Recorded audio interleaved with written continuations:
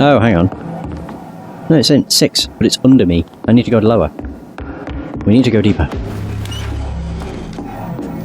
Question is, how?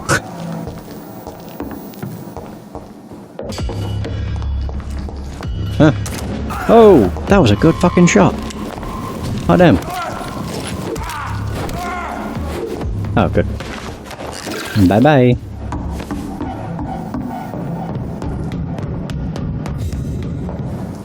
That's what leads outside. How do I get to the basement? What? Huh? I'm so confused. I can hear people talking. I also saw something I could pick up. Ooh!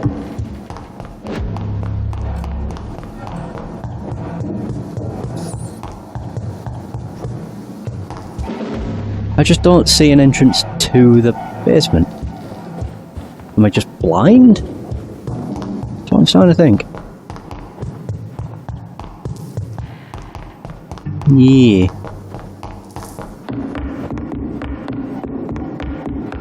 Well, that was just a box. Yet again, just a box.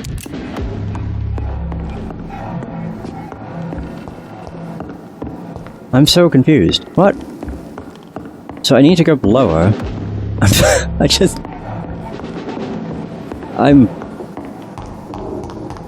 feel like my brain's gonna come out my ears any moment now. I don't see any other entrance down lower. And even when I remember being here earlier, I don't recall anything that would lead lower. There was a hole. Oh, hi. No, I remember there being a hole in one of the rooms. But that led to a lower floor. That's a door I can't fucking open. Okay. I'm very, very confused.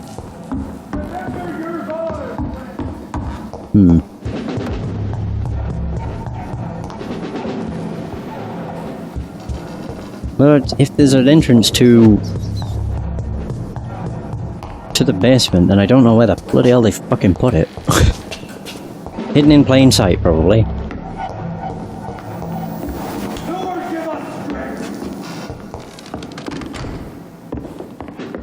Yeah, like I can see there's something underneath. I don't see any sort of entrance that leads down there. No door or anything. The only door there is this one. It's locked, But alright. it's apparently locked.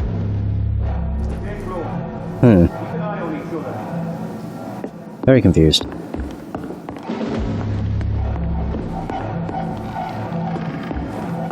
Oh.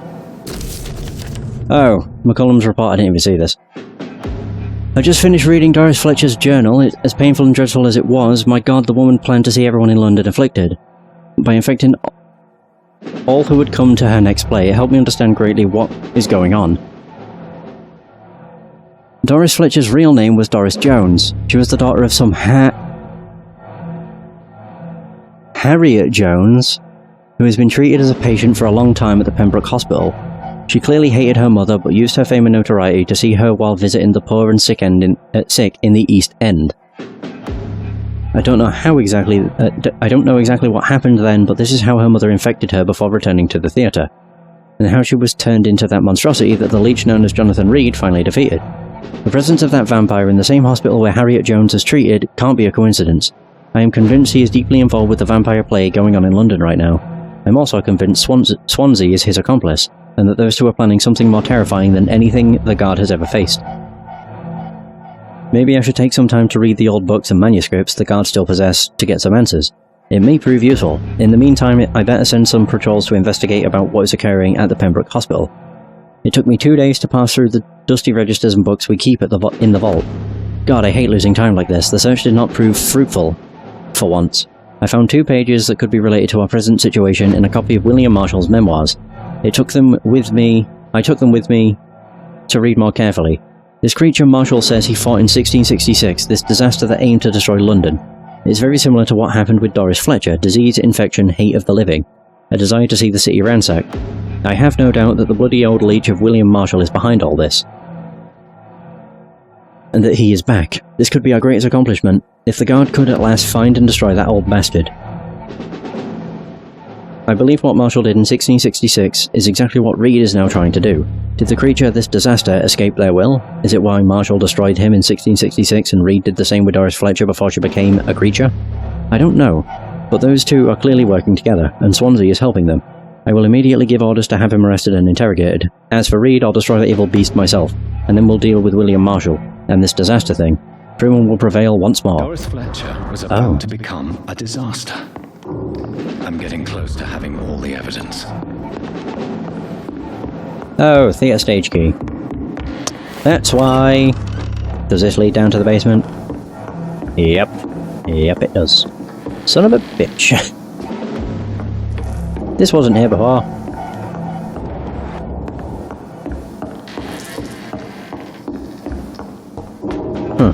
Weird. Well, that's where they are.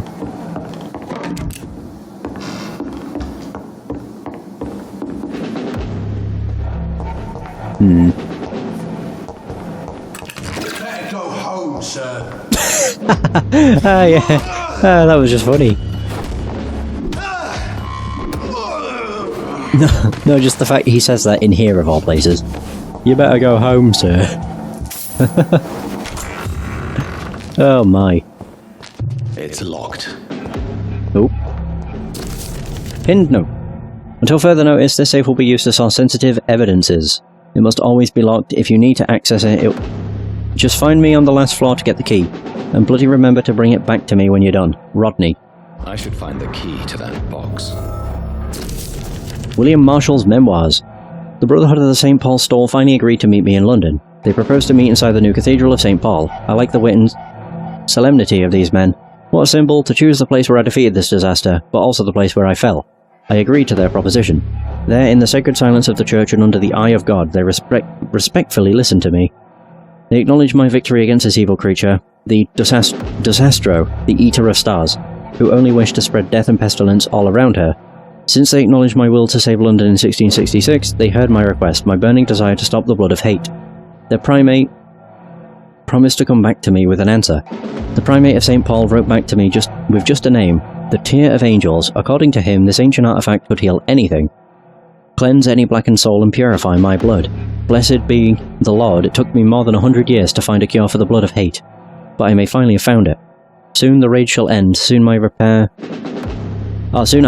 the wrong I did and cleanse my failures. Now all I need to do is retrieve the necessary ingredients to create the artifact. Blood of the purest heart mixed with the blood of a king. To find such rare ingredients is not what worries me the most, for time is on my side. It's the last part that worries me. Pure essence of garlic. I'm afraid it will literally hurt like hell when I drink the antidote. But if that's the price to pay to cleanse my soul and correct my mistakes, I am ready to endure this excruciating pain. Blood of a pure heart, garlic, blood of a king. I don't understand. Perhaps this is what McCullum drank. I had better keep that in mind. The Vampire Knight. William Marshall. Forget the legend about the man, the one most of you never heard of, you lazy bastards. Forget the empty tomb in Temple Church, forget the death of those among us who died trying to locate him. We, the Guard, know that he is still hiding somewhere. That's the only fact we must keep in mind. Another small detail we need to keep in mind, this little fucker is clever. How many times have we thought we had cornered him, to finally only find old dust and cobwebs? Marshall has been a vampire for 1,000 years. We're no match until we change our plans concerning his hunt. So here are a few questions for you lazy bastards, and I want all of them answered before speaking of another great hunt to pin the leech down. Who helped him escape his den under Temple Church? We know now for a fact that a private contractor was paid to move a large coffin from the church a few years before we investigated the tomb. What exactly did the traitors of Brotherhood of St. Paul discuss with Marshall when they meet in 1785 in London? The report of this meeting has been burnt, but witnesses remain of a request made by Marshall to access a specific book in their library. Why does the monstrosity known as Lady Blackwood seem linked to Marshall? They exchanged letters. She went in London to meet him in 1786. According to the Brotherhood spies, she tried to discreetly buy his castle in Wales in 1793, before fleeing when spotted by our fearless mentor Kendall Stone. See the pattern here? What happened during these few years? Why such agitation and activity? Answer these questions, my brothers, and you will find the path to our most eminent foe. William Marshall, oldest vampire of England to survive our righteous wrath. Know your enemies. Hey, there we go, we've almost got all of them. So I need to get a key for that. Right.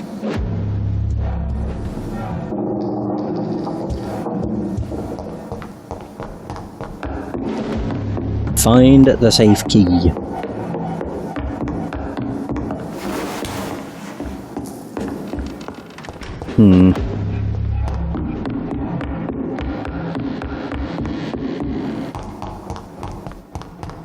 Just whereabouts. Fear no evil. We do the Lord's work here. Aha! Steady.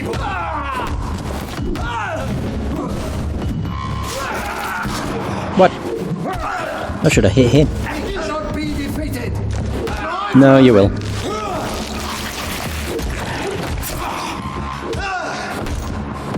Bonk. Aww. Hoping I can bonk him. There we go. I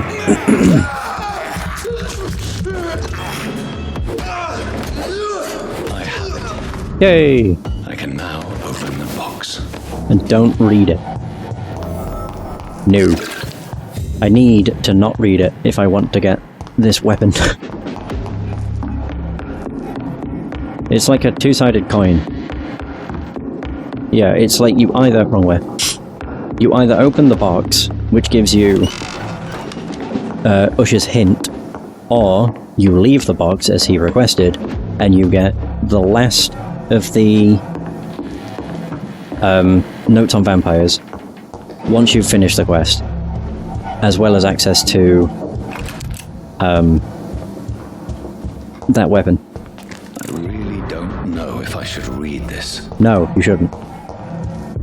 There it is, personal notebook. I almost pressed back to for details.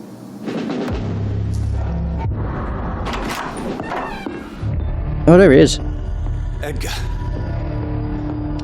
Edgar, can you hear me? Oh, God. Is it really you? Easy. Easy. Save your strength. I'm getting you out of here.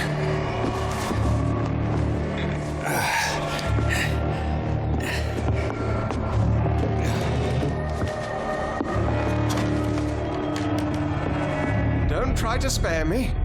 As a physician, I know all too well when it's too late.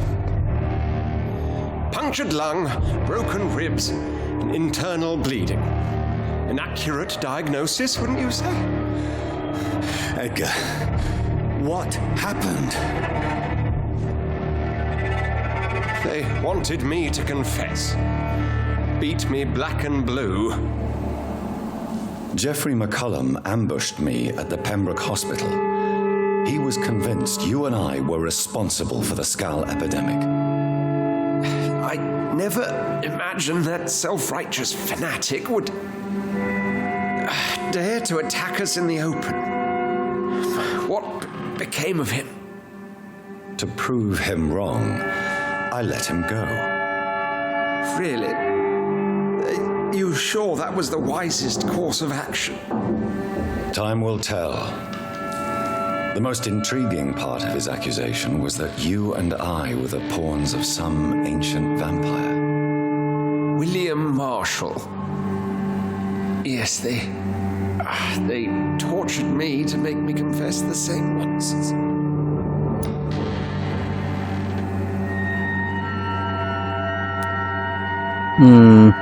Edgar, as much as I would like to believe you, I have a few concerns that require clarification. What do you mean? William Marshall, for example. You speak of him as if you know him. How is that? Jonathan, I cannot say I'm ready for another round of questions. Why would the Guard of Priwen believe you and I created the vampire epidemic? Maybe due to our profession. Because I offered you shelter in my hospital. What can you tell me about William Marshall? Not much. History paints the story he was the greatest knight who ever lived. amongst the immortals, he had a yet greater legend. Why is the Guard of Priwen so obsessed with him? He was the only ancient vampire to escape the first great hunt launched by the Guard of Priwen in 1854. They believe he's an evil creature plotting his return.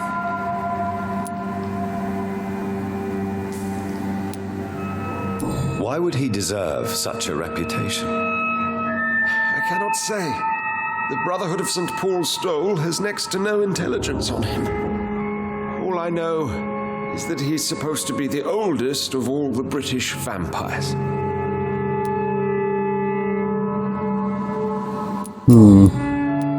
While investigating the epidemic, I read some of McCullum's findings. I think you have some explaining to do. I have nothing to hide, Jonathan. Miss Jones. Nothing at all. Do you know Doris Fletcher's real name? No, I'm afraid not. Her real name was Doris Jones. She was the daughter of Harriet Jones. What do you want me to say, Jonathan?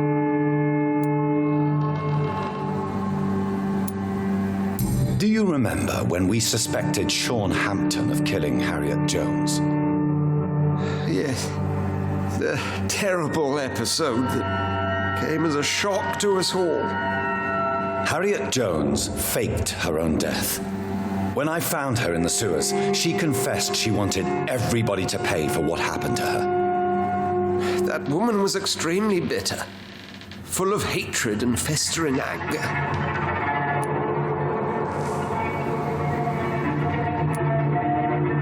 Doris Fletcher visited her mother at the Pembroke Hospital. That's how she first got infected. I know nothing about that. Miss Fletcher once came to visit the sick. That is all I know. No, Edgar, there is more. Doris Fletcher was Harriet Jones's daughter. They exhibited the same symptoms: blind hate and strong physical mutation. What does this sad story have to do with us?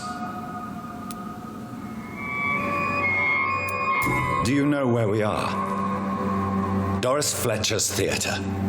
This is where that hateful creature plotted to spread the epidemic across London. I only briefly met Miss Fletcher once when she visited the Pembroke Hospital. You say it was to see her mother. She seemed like such a sweet and graceful woman. My point exactly. The disease turned her into a bitter soul, driven by vengeance just like her mother, a symptom of all the infected patients. Certain diseases are known to produce similar effects. Rabies, for example. And rabies is not the devil at work.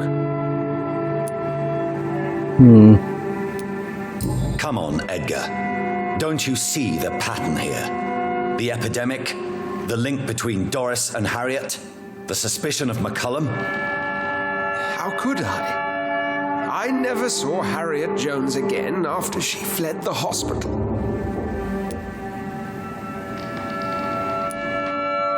Doris and Harriet shared more than a hidden family bond. They were the embodiment of the epidemic and are linked to the Pembroke Hospital. Come on, Edgar, this is no coincidence. I swear I'm at a complete loss. All I did was administer vampire blood to cure old Harriet. There was no evil plan, no diabolical plot. You did what? I tested the regenerating and healing properties of vampire blood on Harriet Jones. My only intention was to find the cure for influenza, I swear. Whose blood did you use? William Marshall's? Mine? Lady Ashbury's. While transfusing her with human blood, humanely appeasing her hunger, I also kept samples of her blood for my research. You used her blood on Harriet Jones? My God, Edgar, that's unethical. You betrayed two of your patients at the same time. Right, I admit it. I boldly ventured into experimental realms, but I've killed no one to appease my thirst for knowledge, Jonathan. I'm no murderer. I never asked to become what I am, Edgar. You chose to conduct your rogue experiments. You have worked beside me. You saw what I'm doing at Pembroke Hospital. Jonathan, you know I'm not an evil soul. Just another victim of this tragedy. I'm not turning him. I'm tempted to embrace, but then I think that would count as too many people eaten. So it's either turn or let him die. If he's the one that caused all of this, then it honestly kinda deserves it. Sorry, Edgar. I liked him too. Yes, Edgar, you're about to die. I won't say it's fair, but I can't say you don't deserve it. Your words hurt deeply, Jonathan. They come from a friend. I helped you, remember? Yes, I remember. The second I saw you in that bar, I knew we would accomplish great things, you and I thought you were a vampire, till you brandished that cross.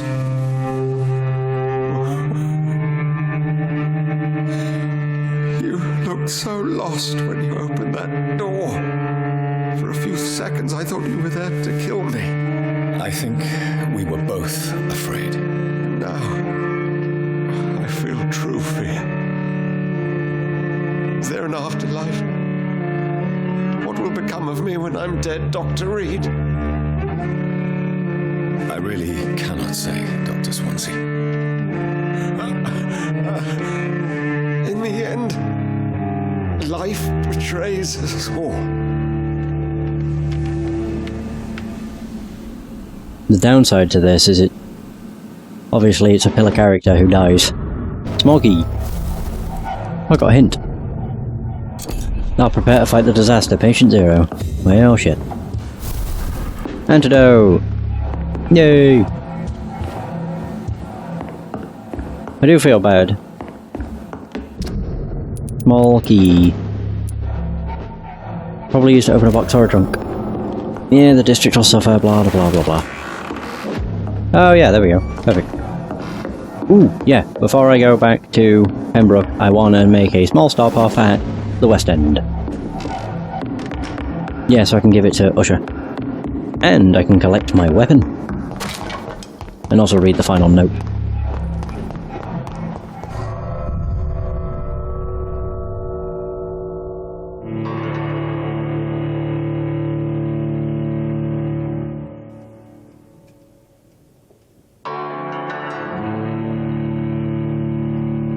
Return later. What?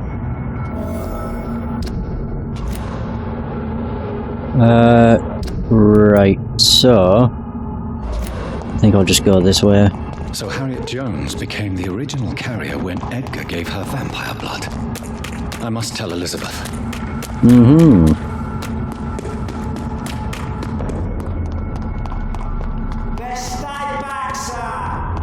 You got it. Hey, I avoided a fight. Nice. For once.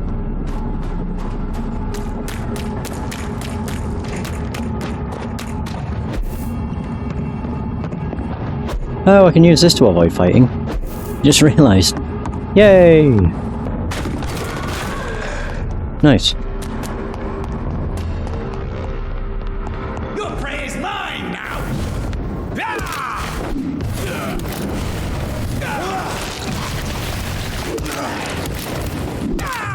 Got him. Ooh-wee. So yeah, we're in the, like, end of the game, basically.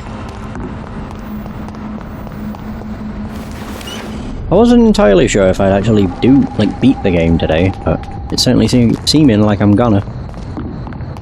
There's only 2 quests left, and no investigations, like, everything's done now. Except for Clay's, but whatever.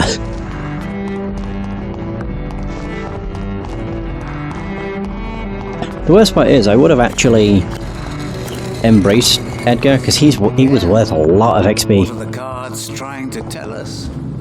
But never mind. Good evening, Jonathan Reid. Can I help you in any way? I found your notebook. The one the guard of Prewen stole from you. And you brought it back to me. That's excellent news, Jonathan. Were you able to keep yourself from reading it? Yes.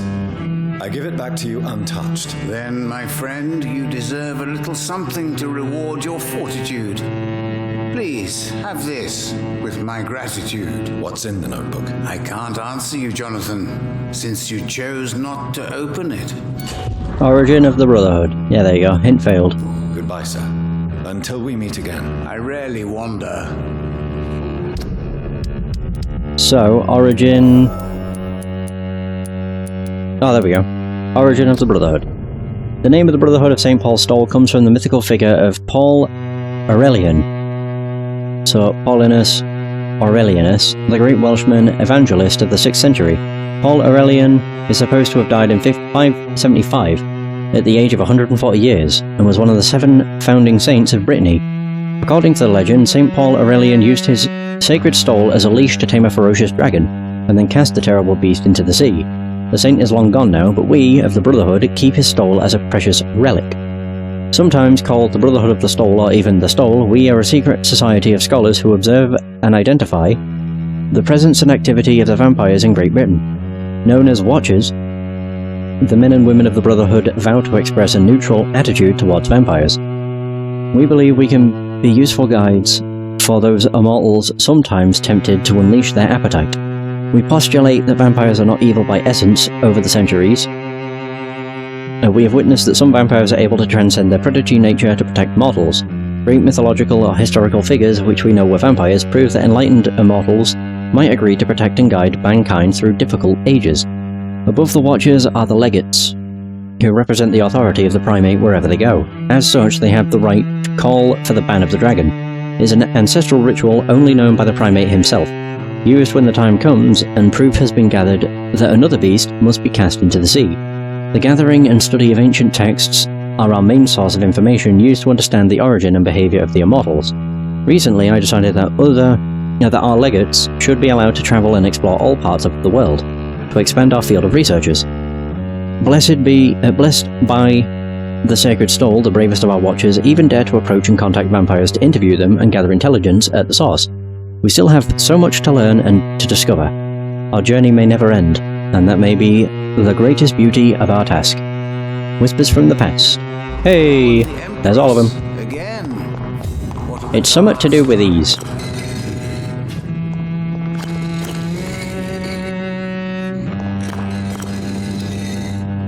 I think.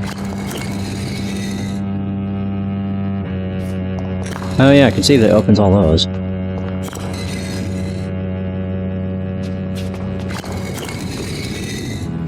I just don't know what I'm gonna do.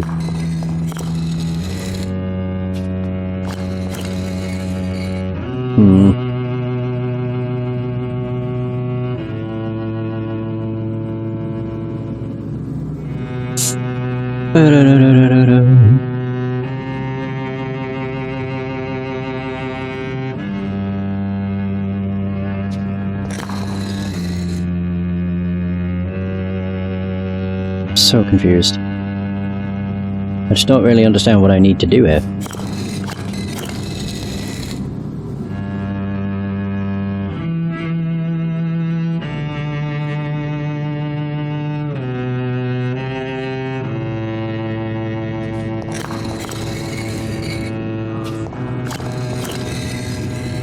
I've already done that.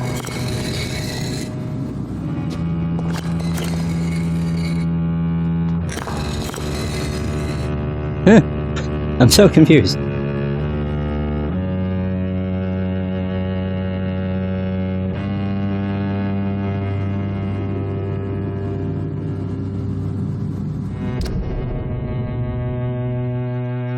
Wait, so origin of the Brotherhood, is that... Oh! So triangle, square, summit, circle. So what's this? So give the unopened... Wait, what?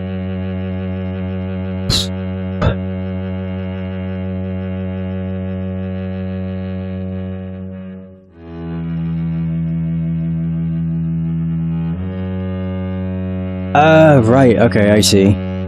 So essentially... Oh, Christ. I'm gonna need to, like, break out my camera. I got an achievement. Lawkeeper. Yeah, because apparently the thing you get is random. Right, there's that. So we have square, triangle, X, circle. And they're littered throughout all of these. But I don't know which notes.